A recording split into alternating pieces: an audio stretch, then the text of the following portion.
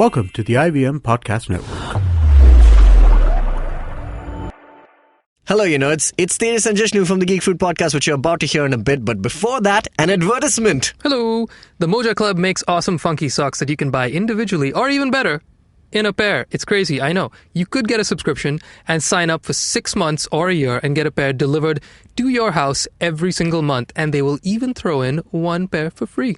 And exclusively for you Geek Fruit nerds, get a full 33% discount. Just go to their website, themojaclub.in, and use the code GeekFruit, that's without spaces, during the checkout. So I know a lot of nerds react excessively when they hear the abbreviation D&D. But for a change, I'm not talking about Dungeons & Dragons, but in fact, drinks and destinations. Yes, that's right, nerd. You can learn about wines and spirits and the places they come from via hosts Rojita and Samira. Catch Drinks and Destinations anywhere you listen to podcasts, iTunes, Stitcher, or even the IVM Podcast app. You're listening to the Geek Fruit Podcast. Every once in a while, you come across a movie that simply changes your life. Siddhant, tell us about one such movie for you. Dunstan checks in. It did change a lot of people's lives, but that's not what I wanted you to say. How can a monkey become a maitre d' at a hotel? How did he check in the first place? I mean, he's not staying in the hotel. You need ID proof to have any sort of check-in. Did Dunstan have ID proof? Well, you know what? Let's not belabor the point. The movie that changed my life was Spirited Away. I just found it, and it was a life-changing experience. It changed a lot of people's lives. Miyazaki and Studio Ghibli movies in general tend to be like a turning point for most people in the college, I'm going to watch foreign cinema kind of age. Yeah. Which is where I discovered it, and it did legitimately change my life. I wish I had watched more of it, but to help us with... I guess it didn't change our lives that much. It changed our lives plenty, but to help us with this, we got Alika here to tell us more, and she's a super fan of Say the hi, Studio Alika. Ghibli movies. Hello. So with the help of Alika, we're going to be discussing these movies, Miyazaki movies and Studio Ghibli movies in general, their broader themes, our favorites and the ones you should watch, and how they changed all of our lives. And to reiterate, there is no way Dunstan checked into that hotel. You need valid ID proof. There's no way he was carrying it. He doesn't wear pants. So where was he keeping his ID? All these questions and more relevant questions to Studio Ghibli will be answered after this break. So stay tuned, you nerds. Hi, I'm Amit Verma, the host of the weekly podcast The Seen and the Unseen. In my show, I examine the seen effects and the unintended consequences of public policy and private action. I show how policies meant to help the poor often end up hurting the poor. I've done episodes so far on demonetization, GST, surgical strikes, immigration and MRP. And I will continue my forensic assault on the truth in the weeks to come. Catch the show every Monday on iTunes, Stitcher, or your favorite podcast app, and go to seenunseen.in for all the latest updates.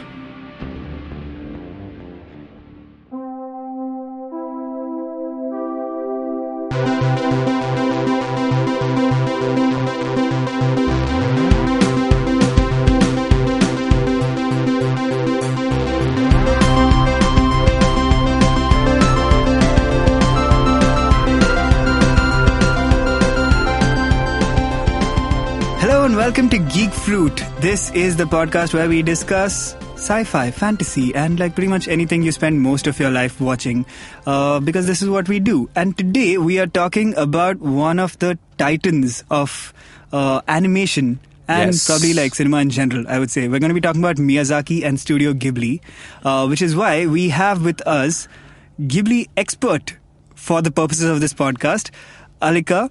She is an IVM staffer who you can hear occasionally on IVM Likes. She's also the one who does all our posters. So if you particularly like one, then write to her and ask her to do one featuring you. And she'll do it. And she'll do it. We have a word on it. That is the voice of Siddhant Mehta, editor of the Geek Fruit website. Say hi, Siddhant. Hi, Siddhant. That was a cheap bit, and I'll always do it. Yeah. You think if you don't ask me to do it, I won't do? No, I will do that. This is why we pay you the big bucks. Yeah, all of the bucks. All of the bucks. All of them. You deserve exactly how much we pay you. And reacting sarcastically to everything I say is Dinkar Dwivedi. This is true. Hi, what's up, guys? So, before we get into it, let's talk about some fan mail we received. Discuss it and make friends with these people and whatnot. Yeah. We could use all the friends we can get. So, Akshat Pandey, he wrote to us a little while ago asking us to do a time travel episode. And you know what? We did it. Yeah. We did it like instantly. He wrote in, he was like, hey, do you want to do a time travel episode? And we were like, cool. Awesome. Next week it was done. He writes in quite often, isn't it? Yes, Yeah. pretty often. Well, yeah, if I could control a podcast with the power of my emails, I would be writing in every week. Yeah, I think he should write in every week. Let's Yeah. see what he can give us. Well, this is what he's giving us now. Well, first of all, he's got a couple of thoughts on the time travel episode, and he Okay. mentions that the time machine and predestination are his favorites. Okay, So, fair enough. Cool. Good then choices. he says we should talk about 2001: A Space Odyssey at some point. We Should probably we? will. Should we? I mean, why not? Why is it? Oh, as an episode. Maybe as an episode, maybe it'll come up at some point. Let's not talk about it today, Yeah, since we well, have like we'll a lot save to that- do. we'll save it But for later, I feel like yeah. 2001 has come up at some point. It should have by now. Yeah. Yeah, let's put it that way. So, Akshat, quickly listen to every single episode so far and let us know at what point we talked about 2001: A Space Yeah, Odyssey. yeah. Cheers, buddy. Yeah. All right. And he's got a theory that has nothing to do with anything we spoke about specifically. But, so, I'm going to quote from his email now. Let's do it. Apart from being a hardcore geek, I'm also a music lover. Mm-hmm. I love listening to Bollywood songs of the 50s to early 80s, and I found out that some songs have uncanny relations to Inception, the movie. I see. So, yes, let's explain. The first song is Kishore Kumar's Ek Din Sapne Mein Dekha Sapna, a dream within a dream. Self-explanatory. Explanatory? Explanatory. I say explanatory. You're fine. Explanatory Alright. is fine. The second song is Mukesh's Maine Tere Liye Hi Saat Rang Ke Sapne Chune, choosing dreams for someone else and adding color. That's what Ellen Page's character does, designing dreams. The third song is Dekha Ek Khwab To Ye Silsile Hue. Whatever happens to Cillian Murphy's character and all the events that follow depend on the dream he's in. And finally, the last song, Zindagi Kaisi Hai Ye Paheli Hai. There is a line in the song, Ek din sapnon ka rahi chala jaye sapnon se aage kahan. That is where Leonardo goes after dying. That is limbo, the place beyond the dream. Is he dead though? Is he dead? Yeah, he's dead within the dream, I suppose, if we're going to get fussy about it. Maybe. I thought he was still alive. It Yeah. kind of wobbles at the end. It wobbles. Yeah. Wobbles. A very important song that I missed was, well, he wrote in again after this. Okay. A very important song that I missed was Khwab Ho Tum Ya Koi Hakikat, Dream or Reality. That's what Inception is all about. This is an extensive theory. I'm just saying, Inception is not really based on anything rather than everything to do with dreams, if you really think about it. This is true. So, pretty much anything dream related could have inspired Inception, if you think about it. And there's been a lot of stuff on dreams. Yeah, there's a lot of people, gods, deities, witches, wizards, all these people have had something to do with dreams. So, I don't know. So you feel like it's a bit out there to connect these songs to Inception? I mean, I think it's funny to observe a pattern, but There is a pattern, I guess. But that's the thing with human beings; we like to observe patterns. This is true. It might not go anywhere. Yeah. And it's not like these songs are related in any way.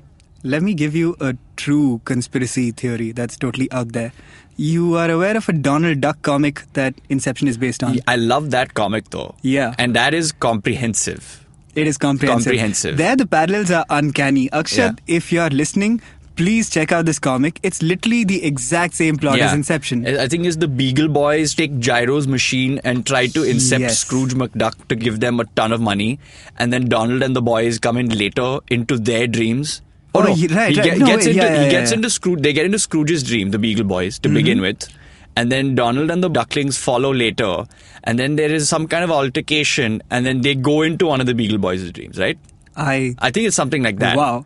Yeah. I literally couldn't follow any of what you said. This is But that's Inception, isn't it? Yeah, that's Inception. that's I feel like you have to see it because it's a very complicated timeline. Just dreamline? A complicated dreamline. It's like also in Rick and Morty when they just, they try and incept somebody's dream and it didn't work and they just keep going into more dreams within the dream.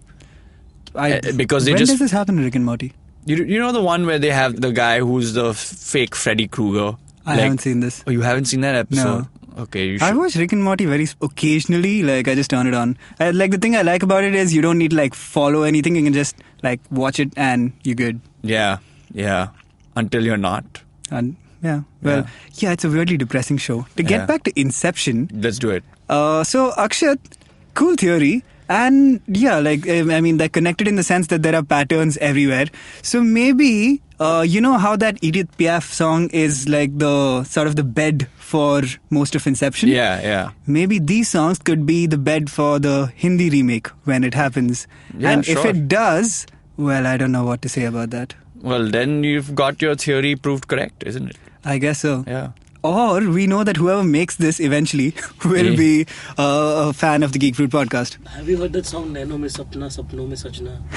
We should talk about that. Naveen brings up the song. Naveen, our producer, just mentioned Naino Mein Sapna, Sapno Mein Sajna. Is this correct? Where was this from? It was a 90s movie. It was a Jitendra movie. Oh, right. Yes. Where they're dancing on the hill and stuff. And there's pots everywhere. Oh, yeah. I guess, I mean, if we're getting into it, Sapna is a common word. Yeah. Some women are called Sapna, I'm just saying. And Inception was based on them. Yeah. All right, we're moving on to fan mail from Aditya. Aditya writes to us from Rochester, New York. He says, I love listening to your show. It would be awesome if you could do another episode on Game of Thrones, combining the new trailer and all these crazy theories floating around. I mean, we're just pandering to the audience now, isn't it? Oh, yes, this is... I thought that was the point of the show. yeah. I'm just saying we could be pricey this one time, flip the table over and go, you need to talk to my agent about this. It's unfair that we listen to Akshat right away and we're just dismissing Aditya's request. I mean, that makes us bold and unpredictable. This is true. We're trailblazers like that. Yeah, and we're picking at random. So, Yeah. Aditya, you're out of luck. But did you guys see the Game of Thrones trailer and now you kicked about it and yay? I don't watch Game of Thrones.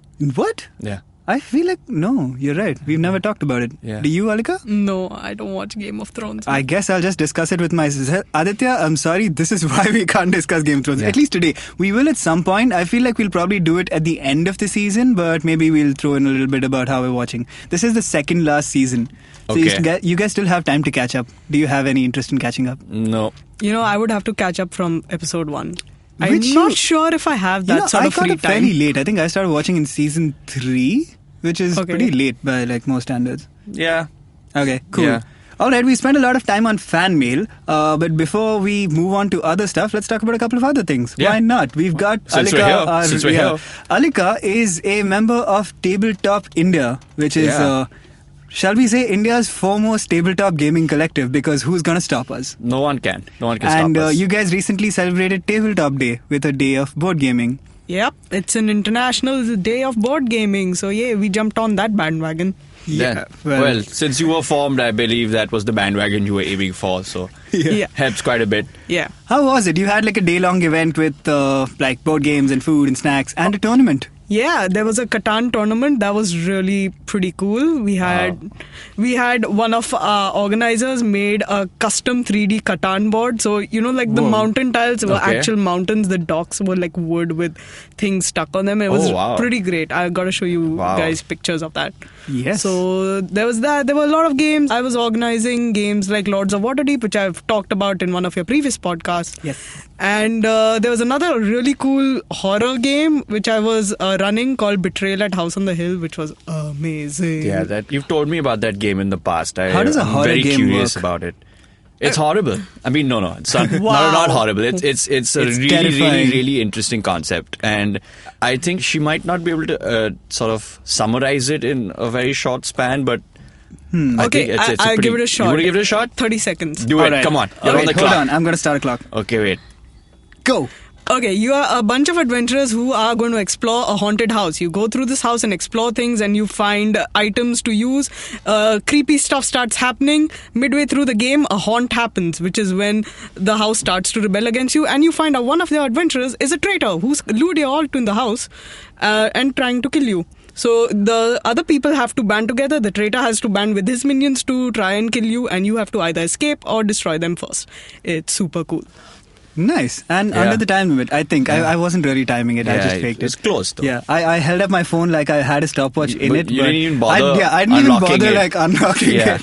I talk so fast for no reason. The pressure is psychological, Yeah. you see. But you Ah, I did see. well. That summarizes the theme of the game. There's lots of gameplay mechanics which are really interesting. Yeah, that and- sounds pretty funky. Yeah, I would. I still, I hadn't, So you can't be scared by the game, can you?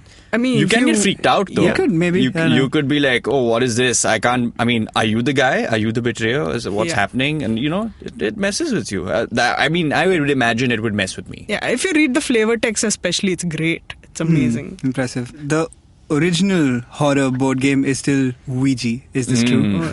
I guess. I mean, The if that's a Wii- board game for you. Yeah. But well done, Alika. You made it within 30 seconds, I guess. I don't know. Yeah. The magic was inside you all along, apparently. Yeah. Clearly. Most importantly, what are the snacks? There were like samosas, sandwiches, medu vadas, things like that. You know what? You guys are always surprisingly. We didn't make it for this event, but we've been for a bunch of the previous ones, and you guys are surprisingly chill about snacking and gaming. Yeah. How is this? Because these are your personal games, and like if I owned any of those games, I'd be like, no, you do not have food at the same table as the games. Especially not beverages. Especially not stuff like samosas. That stuff is oily, dude. Don't touch my pieces after having a samosa. We provide a lot of tissues. Like there are rolls of tissues lined up and ready for you to use. And actually at this point we've kind of given up on some of that because no matter how many times we say it, somebody will drop that glass of water on one of the games. But in general, the people who turn up for these events are super nice. Like they're from like all over the spectrum, like from kids to super old people, and they're all very friendly.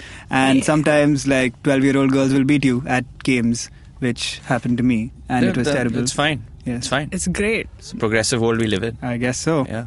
Learn your place in the food chain of gaming. Under the 12-year-old girls. All right. In other news, May the 4th happened last week, as you're listening to it.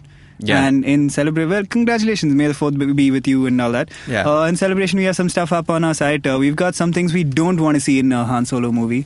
And There's going to be a bunch of stuff on that website. There will be a bunch of stuff on that website, so keep coming by. Also, we've had some inquiries about internships. We are looking for interns.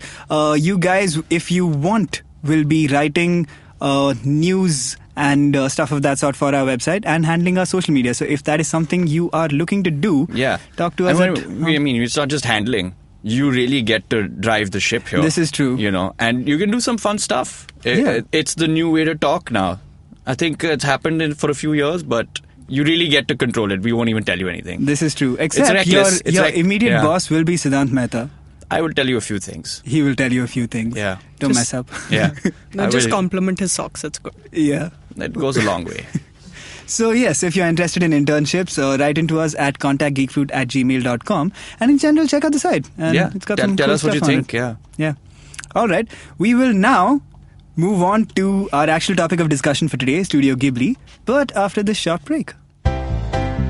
Hello there, my name is Naveen Narona, and as a gay person in India, I get asked a lot of stupid questions. Beta, is it LGBT or eligibility? How do two men procreate? Bro, is Grindr better than Tinder or what? We answer all these questions and much more on my podcast, Keeping It Queer, where I talk to individuals from the LGBT community in India and learn about their personal stories. Catch new episodes of Keeping It Queer every Monday on Audioboom, iTunes Global, SoundCloud, YouTube, or generally any of the podcasting apps. In fact, you can now download the IVM podcast app and listen to it. Happy listening.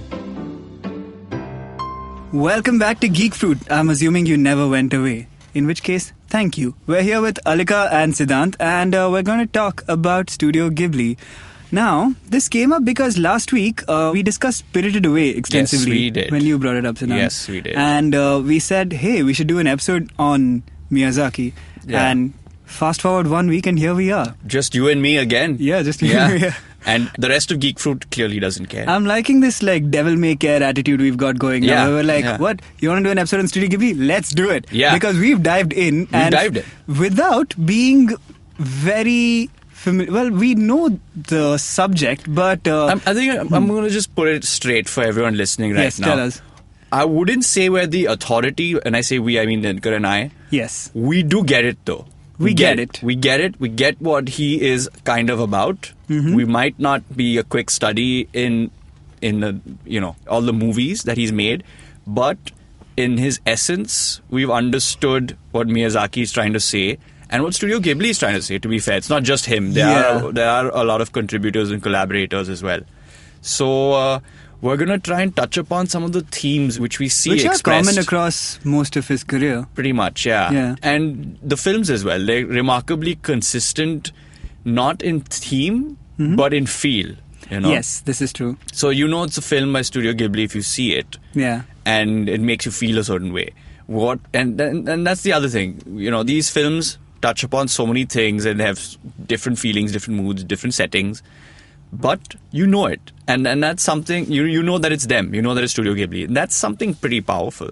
You know, and that's something I guess we're going to try and look at over here. I guess so. And we've got Alika here, who is somewhat of an expert on the subject, to correct us every time we go wrong. So fairly frequently. Yeah, it'll happen all the time. Yeah. Yeah. So Alika, Yes. how much of the Studio Ghibli oeuvre have you seen? Is that correct? Oeuvre? Okay, go with it, yeah. Yeah. I've seen most of their stuff. I haven't caught up on a few of them. I haven't seen Pompoko. I haven't seen The Tale of Princess Kaguya, to my shame. Oh, please. You are talking to guys who... Yeah. Yeah. I've seen most of their stuff. Like, I've seen from Grave of the Fireflies onwards, more or less all of them. Okay. Except the ones which I've That's mentioned. like 17 movies. Yes. Is it 17 movies? Yeah. There's a lot. That's I've quite seen a bit, grand total yeah. of 2. I think I've seen 4, and I don't remember the 4th one. Okay. So Wow. here we are. Yeah. let me tell you a little story, kids, about how I came across Miyazaki. Yeah, let's do this. Let's do like- where were you when Ghibli Yeah, happened? How I Met Your Miyazaki. How I Met Your Miyazaki. Yeah, that's a great segment. Yeah. All right. So I actually came across it because this was in my film nerd phase. Well, actually, I'd still call myself a film nerd. But yes, I used to read. I still read. You read? You can read? I can. Wow. I picked it up fairly recently and Nice. it's changing my life, guys. You should check this out. Yeah. But when Roger Ebert was alive and he used to write every week pretty much. Okay. He used to review every movie and his blog was simply great writing. So I used to read a bunch of him and he was a big champion of Miyazaki, particularly Spirited Away. And I think Ponyo, if I remember correctly. Yeah, that's a he was a good big movie fan of. apparently as well, yeah. So I think just because I was raised sort of in like the Disney-ish Americanized school of animation, I never much got into anime and that style of animation generally. Yeah. Hold on, I dropped a pen. Yeah, let's stop everything we're doing so that he can pick up his pen. Okay, he's Yes. back. Okay. I'm back. Was a deep dive. Yes.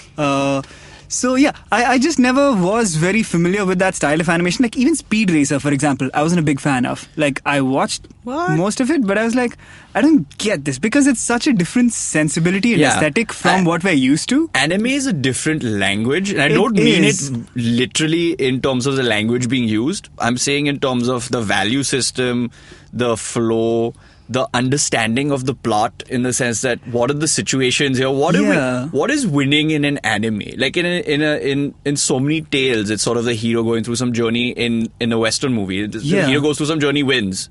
Like he brings on the bad guy and it's over. Exactly. But in the East, it's always, like in Japan, let me just specify, it's about yourself, the self that you have projected outside as a hero, and how you are going to somehow stay within all the rules and norms that, you know, are considered honorable, decent, and good.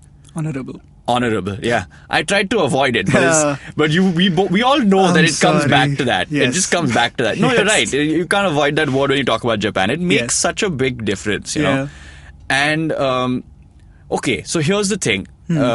Why don't you finish your story and I'll get back to this theme. I think I can compile it a bit better. I'll cut my story short now since we've learned a lot about my life. But basically, yes, so Roger Ebert was the one who pushed me to give Spirited Away a chance. Yeah. And he called you up, told you, hey, he called me. He was listen, like, I see you hey, reading my blog all the time. Yeah, you know? I see you lurking and I've got something to say. Go watch this movie. And I was like, fine. I mean, if he recommends it, there's got to be something there. And I gave it a shot and I really liked it. And that's about it. That's amazing. This has been the Geek Fruit Podcast. See you guys next week. Thank you so much.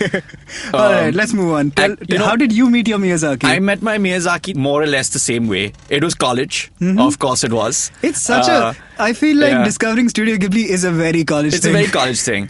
I might have seen it when Star Movies was cool when we were kids. What? You know? Yeah, it came on then, for sure. Are you serious? I did see it then, but I didn't take it in. I saw it in bits.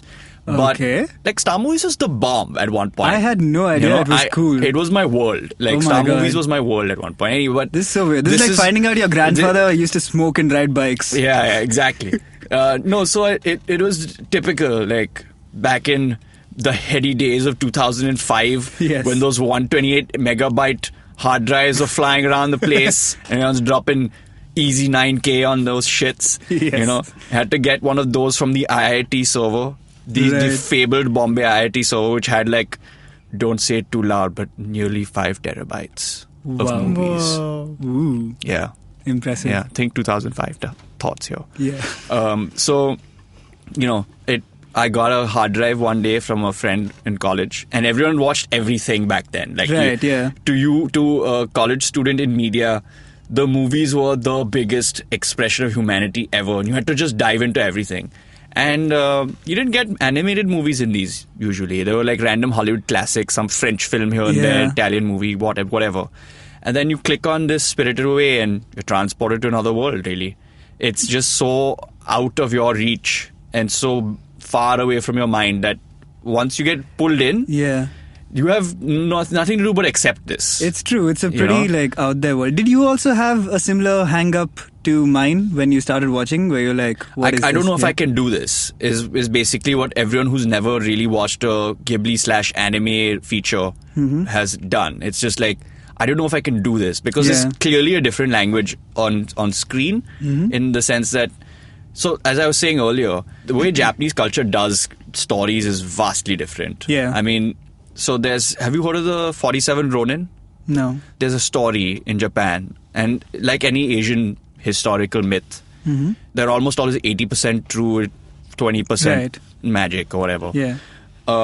So there was that whole shogun samurai retainer system, and then there were like other like smaller people like This was basically shoguns Landlords and would all. protect the richer landlords from the uprisings. shoguns and stuff, were right? kind of like big landlords. They had like districts under themselves and things Right. like that. And there was the emperor of Japan, who was like in the middle of all of And this. shoguns were like essentially mercenaries, but they could get called they into were- battle. they were like generals that moved around in a Right. way. So, and the samurai they served their lord, which is, you know, either a shogun or somebody else. And, you know, the 47 samurai are basically these guys who were part of this, house in Right. Japan.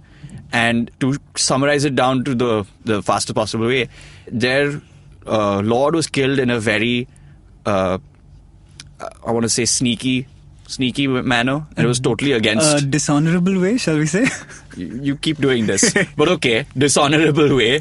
I'm gonna And- keep a count of how many times you say this word. and basically they all had to leave because they all had to become Ronin. Because they don't have a lord now. So that's what a Ronin is, right? A samurai without a master is Ronin. Okay. That's literally the definition. So now you have 47 samurai you without have, masters. you have 47 Ronin. Oh, right. That's the 47 distinction Ronin. here. I see. It's like you don't have 47 women whose husbands are dead. You have 47 widows. I see. You know, so they're My apologies. So they are now like, you know, in trouble. But the master's wife is still alive. The family's still alive. But they've all been like shunted out into the countryside and things like that. And these guys know that they can do nothing to take revenge on the person that has done this, you know. But by manufacturing a sort of way of doing this, they do go back many years later or something like that and take down the guy and his whole clan who had taken their master's rightful position. Right. But when they finished this, they were still answerable to the emperor of Japan for why they did this. And they accepted their punishment, which was, of course, seppuku. Of course. And 47 guys just went, you know what? Totally worth it. I'm going to die. Wow. And you know why I brought this story up? The legend has it that throughout Japanese history, Japanese culture, even today, to understand the story of 47 Ronin is to understand Japan, as the saying goes. So if you read that book or you watch the movie or whatever, if you get that story and you understand why all of this happened and why they had to do this, you know, then you understand the Japanese mentality. In a way, because if you really think about it from our standards and our point of view, they were literally indentured servants Yeah. who were bound to some guy and then they weren't anymore and could have gone and done something else with their lives, but came right back, defended his honor. This time we used it correctly. Yes. And went ahead and didn't escape, took the punishment and all killed themselves. Amazing. In ritualistic suicide because it was the right thing to do. That is pretty crazy. Like, that does not happen in a Western story. You know what I'm saying? It would never happen in a Western Would story. it happen in a Hayao Miyazaki world? Not as explicitly. And that's what makes him different from Japan. Well, yeah, he doesn't have like murder as much in his No, stories. his violence is almost not there. Like, some you movies have like it. weird metaphors for what I think they're metaphors for violence, is my interpretation Look, of some things. There are times where he goes out and does portray serious violence, like he does in Mononoke. Like, people are straight up getting chopped to bits over there. But and he that's does why have like people being eaten and stuff as well. In precisely, yeah, you know, and that's the thing. So he doesn't have Batman-like rules, like Batman doesn't kill. He does whatever he needs to do for the story. But what separates him is that he doesn't seem to... He toys with the idea of the Japanese psyche, but his animation and his world are so large. Whenever he makes a new story, he builds a new world, which is so difficult to do. Like, that's why Disney is such a huge company, because they've successfully done this so many times. Yeah. You know? But he does and the same new thing. Disney movie tends to be in a very Disney-esque world. Like, Yeah. there's rules to Disney movies, more or less. Like, there is roughly a formula, like especially for their princess movies or their musicals, sometimes princess musicals. Musicals. The princess musicals, there's like a set format that they sort of follow, and most Western movies follow a very traditional like 3-act structure. You have like the hero's journey and whatnot. Japanese cinema in general, and Miyazaki in particular, doesn't do that. There's no like straight narrative of like, this is what this character wants, this is what they go through, this is how they got it. It's very episodic almost. Like, things happen, then another thing happens, and then another thing happens, and the movie kind of ends. And it's either, oh, look at this hilarious turn of events, or it's like, oh my god, this is what happened, we must kill this guy. You know, that's the next action. It just one thing leads you to another. And that's what we were discussing about Spirited Away in terms of it being a coming of age movie in the previous podcast, which was that you have all the other stories which we discussed, which were a fairly linear thing where the kid in question or the kids in question would be given or presented a problem and perhaps take a few routes to get over the top. And it was a straightforward move. Yeah. But in Spirited Away, you know, Chihiro's just doing whatever. Yeah. You know, things are being put in front of her. There is no path. There is no magic device. There's no MacGuffin, really. Yeah, even though she has a clear, like, your parents got turned into pigs, you've got to turn them back. Yeah. She has a clear path that she could have followed. And she totes wants to do that, by the way. But she don't. Yeah, no, but she hangs in there. Yeah. She hangs in there. That's being an adult. Like, sometimes you just don't get an easy solution. Like, you can be like 20 crore in debt, but how are you going to get out of this? You're not going to buy a lottery ticket and it solves itself. Yeah. You might have to work 3 jobs for 5 years. And one of them being editor of the Geek Fruit website. Yeah. You revealed too much of yourself, Siddhant. You didn't have to tell them everything about me. You know? Send Siddhant money, guys. 20 crore is hard to pay off. It's been a hard life. Alika, let's turn to you. I'm going to turn to you dramatically. Alika, how did you meet your Miyazaki? It was a little random. I just was flipping through channels. It wasn't a Star Movies. It wasn't an HBO. It was some other random channel we had on the TV. And they were showing a part of Princess Mononoke. I find this astonishing that you guys had Miyazaki playing on your TVs. I didn't know this was a thing. Yeah. Neither did I. And This like was a the random first channel. time. This was the first time I ever saw like any Miyazaki thing on TV. So I saw Princess Mononoke, and they were at the part where the wolves were killing humans, and it was really cool to me. So I was like, "Whoa, this is really cool!" And at that time, I was a bit of an animation snob, and I was like, "I need to get into different sorts of animation, like French animation and Japanese animation." So I said, "Okay, let me find out the name of this movie." So I found out the name. I tried to watch it somewhere like. I actually had to go to a DVD store and I rented out Princess Mononoke. What are Those these were things? such difficult times, man. How did people live back then? How did I live back then? Go and rent a physical disc. Can you remember downloading movies on dial-up? That shit was impossible. No. I don't want to do that again. Yeah. I don't never flashbacks. Again. No, let's not go there. On Kazaa. I used to use Kazaa. Were you guys on Kazaa? Kazaa was the bomb. Kazaa was the best. So you went to a DVD store. Yeah, and they surprisingly had a few Miyazaki movies. So they had Princess Mononoke, they had Spirited Away, and I think they had Howl's Moving Castle. So I picked up those 3. I watched it. I was like, this is the weirdest story ever, but it's so cool. Yeah. And also people are going to think I'm really smart for watching this, so I'm going to watch it all. Yeah, of course. Never underestimate the pretension Bragging rights factor here. are, yes. There is just saying like, oh, I watched a Miyazaki last night is so much better than like, I saw that new Batman. Yeah, exactly. Yeah. So, and I really started getting into it. So I managed to watch like most of his stuff after that.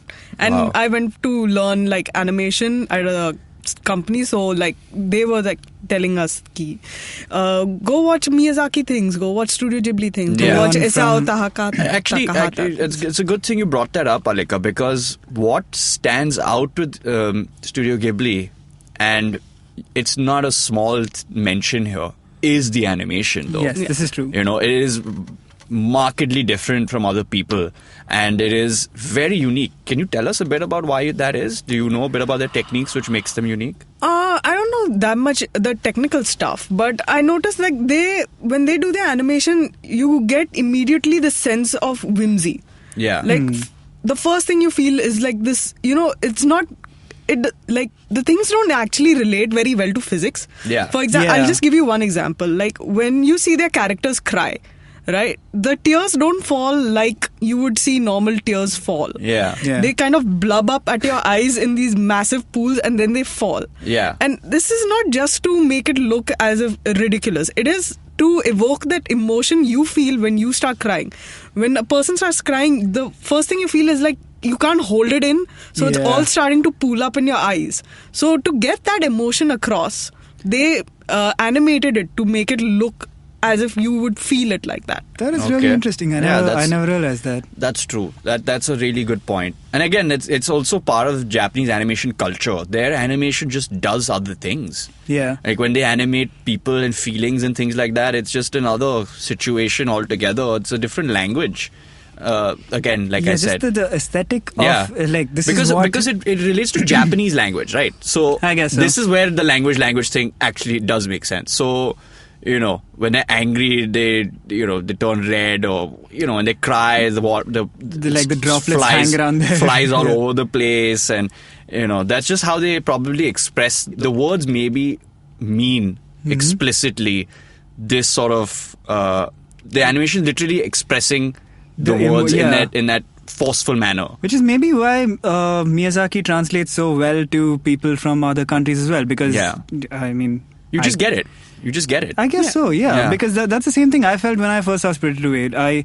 I thought the animation was good. I never thought about it on like this deeper level of like, oh, they're depicting my inner emotions through this. But I just found the story like pretty much really it's like being on a weird roller coaster that you don't, well, not even a roller coaster. Yeah, because roller coasters are on a track, right? Yes. Yeah. It's like a boat that's just going wherever it wants to. Yeah. And like, so like 1 minute you're here, next minute you're dealing with like a ghost that's eating people. One minute you're dealing with like... That's kind of pretty much the summary of Howl's Moving Castle in a way. Right. This I the- haven't seen. The Tell us damn about- castle literally moves to places, Yeah. random places, yeah.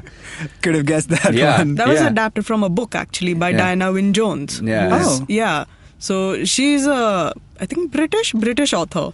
Right. So Miyazaki actually tends to adapt a lot of things from manga and books, like other stories. So. And that's also really interesting because he goes not just into Japanese sources. He clearly picks up stuff from everywhere, And I think Howl's Moving Castle is really, really a mature theme in the sense that it has to do with mortality and power, I would say, in a way.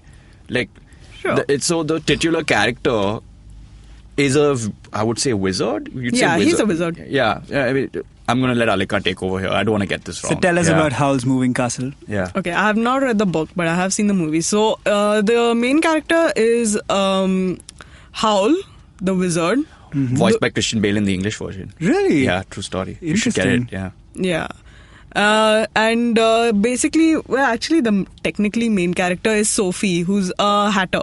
Okay. She, is it a haberdasher? I don't know what they call it. Haberdasher, hatter, they're both correct. Same So, difference. so she's like a very plain girl who goes on with her humdrum life, gets bored.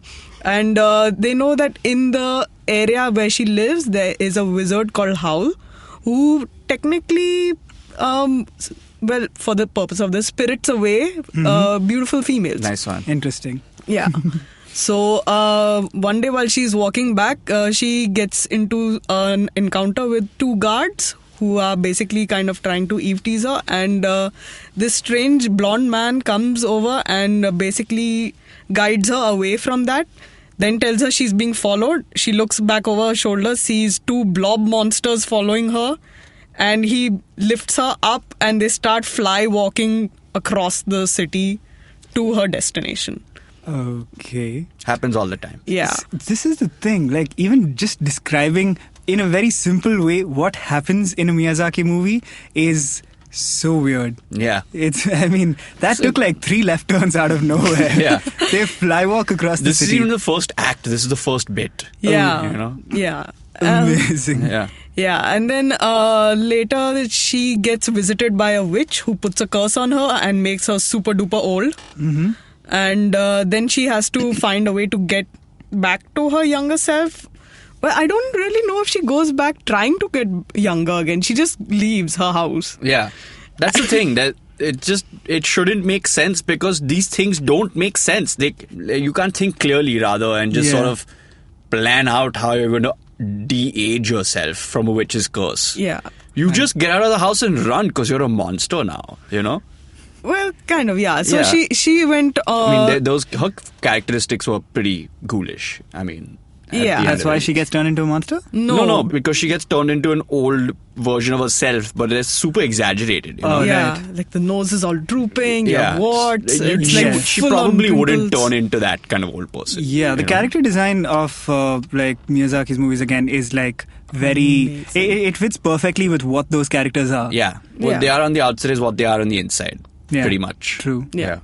And then she goes on and she finds Howl's moving castle, the actual castle which moves. She manages to get her way inside the castle and just becomes a pseudo caretaker of the castle without any issues because Howl doesn't care. Yeah. So she meets like a fire demon who kind of sort of employs her, and then there's a little kid who's the apprentice of Howl who's just like fascinated with her. And basically she just ends up, She joins the entourage. yeah, she joins the The entourage. Howl entourage. The Howl entourage. Yeah. She's total. Yeah. Yeah. And then she's on a quest to, not a quest really because Miyazaki doesn't really do quests, but she manages to find a way to get into trouble with the witch who cursed her. Mm-hmm. The witch who... Do I give spoilers for this? Or we're past that Yeah, point. we're past Oh man. Yeah. Okay. Well, the witch who cursed her also gets kind of cursed by another witch who's like more powerful than her. See, this was going to happen at some point. Yeah. Yeah, but the cool part is the main character, Sophie, she doesn't get angry at the witch who had originally cursed her. She starts taking care of her. And That's the left turn that Dinkar was talking about Yeah. right there. yeah, and basically and Howl is kind of off on his own, but then he gets taught by Sophie to be a more, decent person because he's a really selfish guy. Right. He just does whatever. So he does grow in that way. He's a wizard with a moving castle. What does he care, Well, apparently he grew as a wizard with a moving castle. Yeah, So he grew. His story arc changed. Yeah. here's what a Miyazaki movie is like. A Studio Ghibli movie is like. You know that part in Jurassic Park where Jeff Goldblum drops a drop of water on his hand and goes like, where's it gonna go? That's what the movies are like. Because you drop the water and you're like, where's this gonna go? I guess we'll find out. Yeah. You're just along for the ride. And that's the thing, because we watched and we've literally trained ourselves in watching hundreds Yes. upon hundreds upon hundreds of Hollywood-style movies. Yeah. That we are the geeks who can just see through this. And we are very excited when we're proved wrong. Yeah. But then when we watch this other school of film, we have no idea, but we're still as equally fascinated by even the smallest things that he gets completely different. And what he's doing is keeping unpredictability fresh. Yeah. You know? I guess in the stories there's a lot of unpredictability and whimsy, but I feel like there are certain common devices and themes that keep recurring. So we're going to go into that. Yeah. And feel free to jump in at any point and go like, nope, that's not what it is. But I feel like most of the movies have a younger character who discovers a magical figure of some sort. I would definitely say his heroes are children. Yeah. His heroes are children, and they're children who stumble into a different world and meet, like in Totoro, it's the Totoro, which is like a giant rabbity thing, I guess. Yeah, I guess. It's a forest spirit. It's a forest spirit. In Spirited Away, it's a lot of them. Yeah. But in particular, it's Haku who turns into a dragon. Who is a dragon? Yeah. Who is a dragon? Yeah.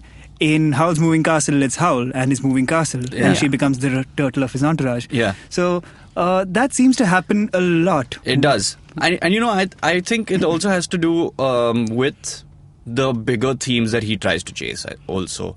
He does have a weird fascination with World War II.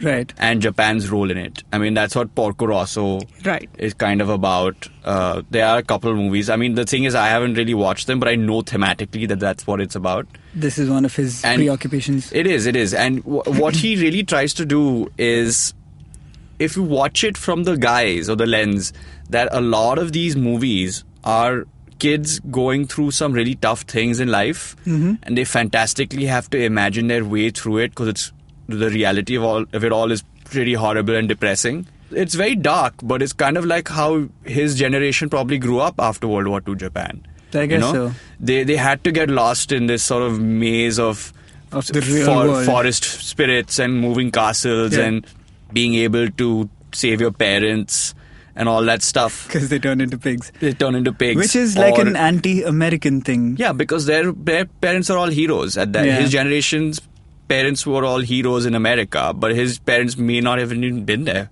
Maybe his father passed away in the war or got killed or whatever. Right.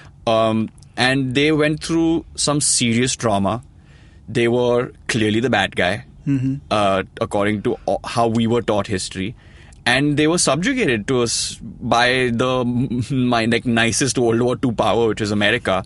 And were told, do whatever, but, don't do too much. And the kids and the women had to pick everything up and build Japan up again. And imagine that, they had to go and sift through nuclear rubble among bombed out islands, people stranded in various parts of the world. Like Japan's armies spread out further than everybody else did, So people were apart from each other, families were apart from each other over years and years, because they were prisoners of war in faraway locations and things like that. So yeah, there was a real haunting specter over Japanese culture that was World War II.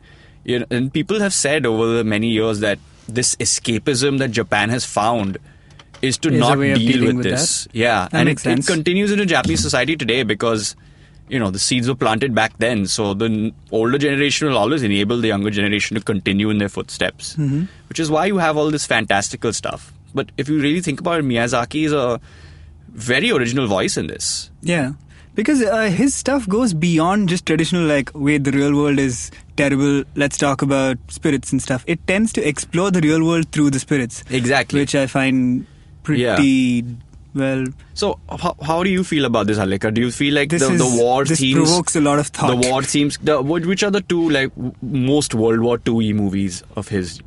I'm pretty sure... Well, this wasn't a Miyazaki movie, but Grave of the Fireflies was by Isao Takahata. The other founder of Studio Ghibli. Yeah, and that was definitely a World War II movie. It's been a while since I've watched it. But again, it's about two orphans. Yeah. Who have to survive in the pre-war or during the war. Okay. So rations are low, and they show it's not all doom and gloom. In the middle they show happiness and things. So they want to show that that there is that element of rebuilding and things like that. Sure. But obviously, it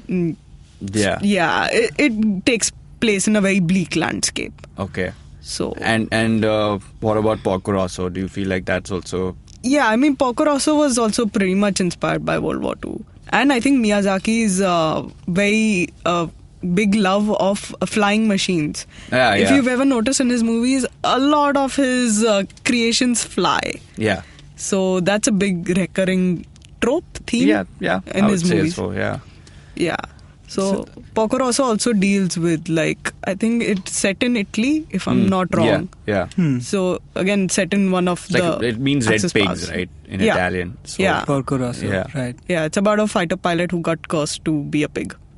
And like everybody just accepts it. These seem like very straightforward war parallels. I kind of drifted off because I was trying to think of war parallels in the stunning 2 films I've seen, and I couldn't really find any because I feel like Spirited Away to me seems like basically saying a little bit more straightforward. Yeah, it's like getting away from the the trappings of like the real world, basically, of like consumerism and like doing a jobism and stuff of that sort. And so Totoro seems to me like a way of getting away from death, basically, since the kid's mother is ill and they find this magical spirit. So I didn't realize that World War II weighed so heavily. Yeah, on... it does. I mean, if you even look at the grotesque characters, a lot of them have really awful sort of boils, personal hygiene. Just all those boils and scars and like all that stuff. It's very Akira-esque. These sort of horrible tumorous sort of growths on people's bodies. It's that, like you said, it's what they are on the inside is what they are on the outside. That's not how we would draw a demon in India.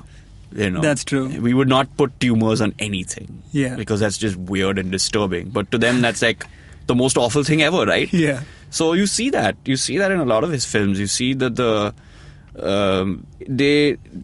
I would say the characters, like we discussed, are, they're symbolized and colorful as they're, this is the bad guy, this is the good guy.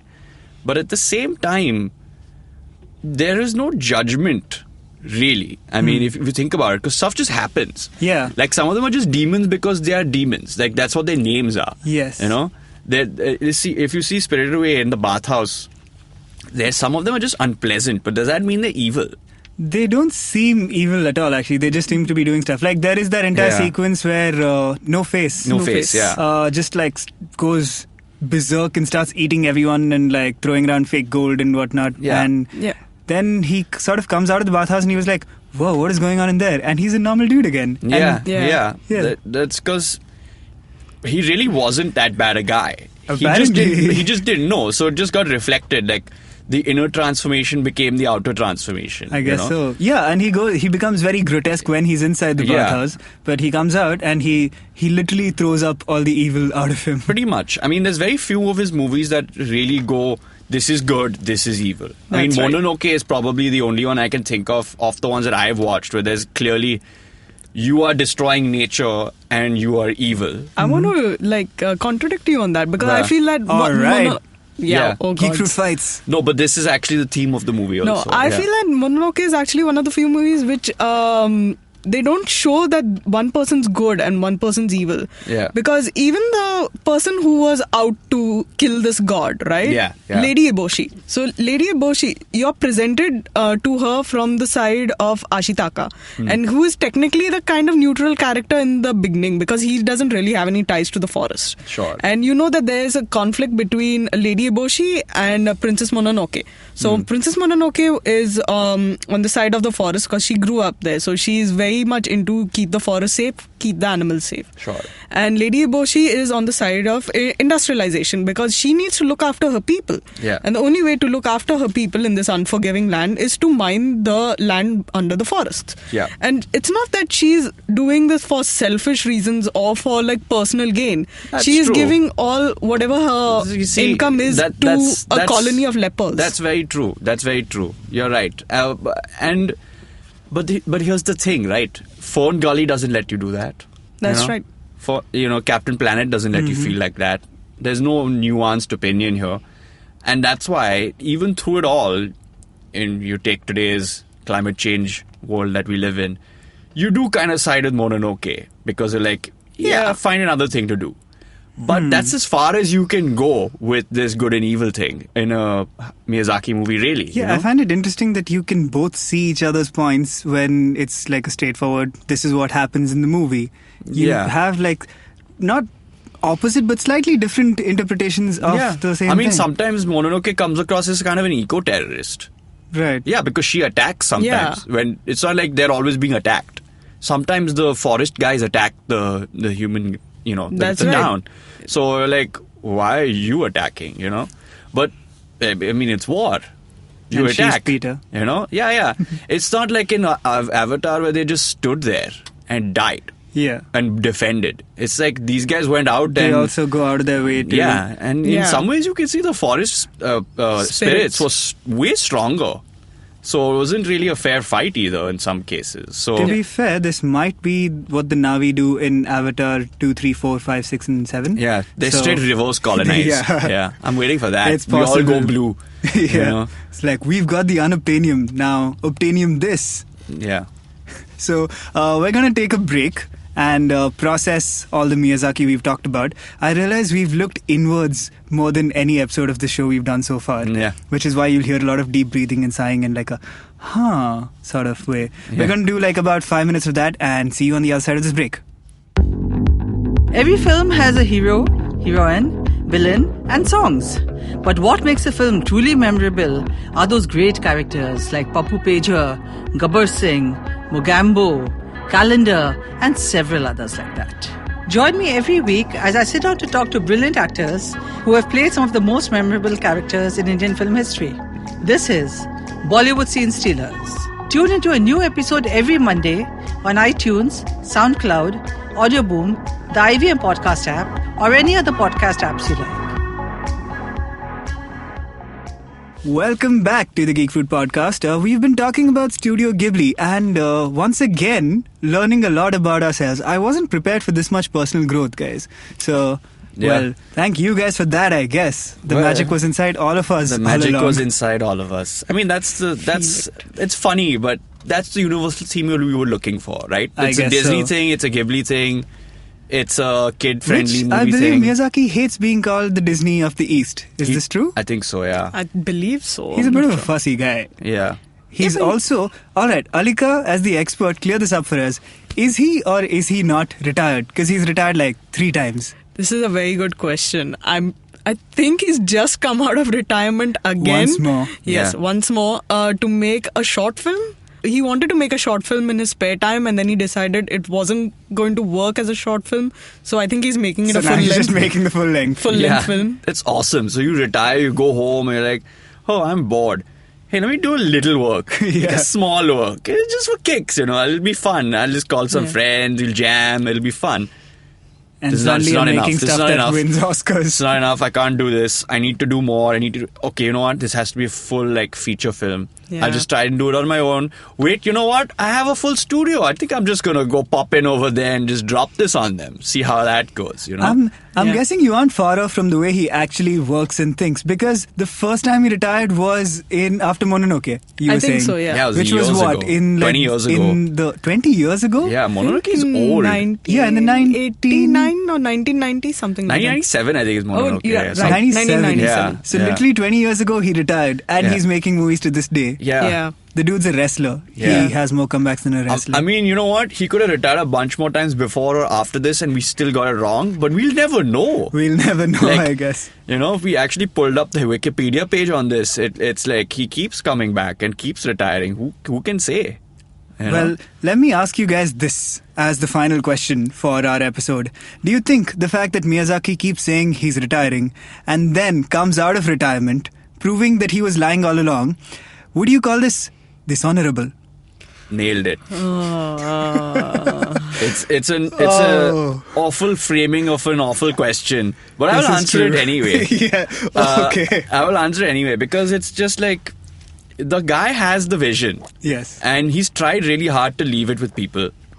But when you are one of those people, those iconic few that have just so much to think and give and do, you can't leave things alone. That's not your style. He's like, the world just doesn't get it. Listen, let me start this over. There's this little girl. Yeah. She finds a magical creature. Yeah. And it all begins, guys. Come on. I've been doing this for 35 years or I something. can imagine him just sitting down to talk to a kid and going anyway, so this one time, and suddenly he's like, oh shit, I gotta make a movie now. Exactly. I mean... But that's how Spirited Away happened, right? He wrote it for his niece so that she could have a role model. And now we are all Miyazaki's niece. Yes. Forever. And I think, I plan to watch some more movies before coming here. Of course, I failed at it. Mm-hmm. But Which is okay. I'm definitely going to watch some, this week. For realsies. We'll check when I'm here next time. We'll check back in with you next Which time. ones are you planning to watch? I don't know yet. I have a few tucked away somewhere. I'm going to just bring them out and watch him. Just watch him. I say go for Nausicaa and the Valley of the Wind. Something like that. Or Laputa Castle in the Sky. That's really good. Those are some recommendations. I think I have Cagliostro somewhere. Yeah. Okay, that was the one Ghibli movie that I tried to watch and I couldn't finish. Yeah. Because that was, I think, his probably first or second movie. It was his second movie, and it was based on Lupin the Third, who is a master thief from anime and manga. Yes. And it's a weird like crossover because Cagliostro is a black wizard from Europe. Okay. Yeah, and not at all related to Lupin, but they're like, hey, let's just see where this goes. And yeah, I'm going to watch that. Maybe I'll watch that one. That's a weird enough one that I can come back and report something about it. Though technically, that's not a Studio Ghibli movie because it was made before Studio Ghibli ever happened. That's true. That's true. I feel like I should start at the beginning and watch Mononoke for starters. Yeah. And then like basically get schooled in what we've been talking for an hour and a half about. Yeah, we'll just watch it. We'll just watch this stuff. stuff. You guys, our listeners, are you Studio Ghibli fans? Are you Miyazaki fans? How is it pronounced? Ghibli or Ghibli? Give us your opinions on all this stuff and tell us what you're watching. I'm going with Ghibli. I'm not changing now. Yeah, I vote Ghibli as well. Yeah. All right. Alika? I'll go with Ghibli. It's fine. Yes. Yeah. Team Ghibli for the win. Yeah. So, tell us about your favorite Ghibli movies or animated movies in general, and what do you think of it? Would you like us to talk more about this stuff, which is a little outside our traditional ambit? Because, I mean, honestly, it should be, but we're just not as familiar with it as we should be. So why don't you guys educate us? We're going to try to do this. I think we should just put ourselves out there and try We should talk about anime in general for starters. I mean, Conan O'Brien is not good at gaming. Look at where he is now. Yeah, look at where he is. Getting paid those millions of bucks. Yeah. To be fair, he's still really bad at gaming. But it doesn't matter. But he's willing to learn, as are we. Yeah. That's true. Yeah. So, tell us what you'd like to talk about next. Apparently, we just listen to anybody off the street now. Yeah. Yeah. And is that going to be you? Not next week, however. Next week, we'll be talking about a movie that, let's make no secret of it, we are super excited about. I'm going to die. Guardians of the Galaxy Volume 2 is coming out, you guys. I'm going to die. We are so pumped. I'm too excited about Full this. disclosure, we are about a week ahead of release and I've already seen it. So suck on that, Siddhant. I will hate him forever. This is true. And he needs to know that, and I'm saying it so that it's recorded, and everyone will always remember that I've hated him from this moment. Yes, we have documented evidence. When he's murdered in an apartment somewhere, I'll go in for questioning.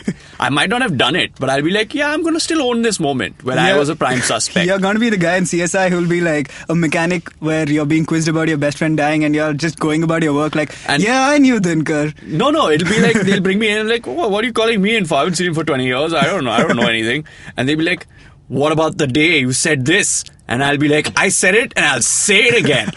Stand by your statements. Exactly. To be fair, I've been a very good boy and I haven't said a word to you about it. That's the only thing you will say about this going forward. Yes, but we shall discuss it extensively next week. And why don't you guys write in as soon as you can. Watch the movie and tell us what you think. And then we'll try and incorporate that into the show. Yes, we will. So where can you talk to us? You can talk to us on various social medias. Our handle is @GeekFruitHQ on all of these. Facebook, Snapchat, Instagram. What else you got? Yes. Twitter? Yeah. Twitter, yes. I keep forgetting about Twitter. Yeah. Twitter, also @GeekFruitHQ. You can talk to us on all of those. On the website, geekfruit.in, there's a handy little contact button. You just click it and go like, hey, I disagree with you guys about everything. And we will ignore that email. Make an episode on this. Yeah. And then we'll probably do it. Apparently. Yeah. And you can talk to us individually on our Twitter handles, which are Siddhant. Siddhant_Mehta. I'm not going to spell it. You guys have to deal with that. Yeah, well, take a couple of guesses. Or some random Siddharth Mehta is going to get a lot of hate. Yeah. Totally different guy. That's going to be amazing. Alika, where can people talk to you? You can find me on Twitter at CapeFoxAlex. Don't judge me about my Twitter handle. I made it ages ago. Or judge her and tell her about it to her Twitter handle. Yes, you at can do her, that. as the kids say. Yes. This is the thing kids say, right? They do. Oh my god. Okay. You can talk to me on Twitter and teach me about all sorts of Twitter lingo at DinksThinks. So that's about it for this week. We will see you guys next week. And until then, keep listening, you nerds.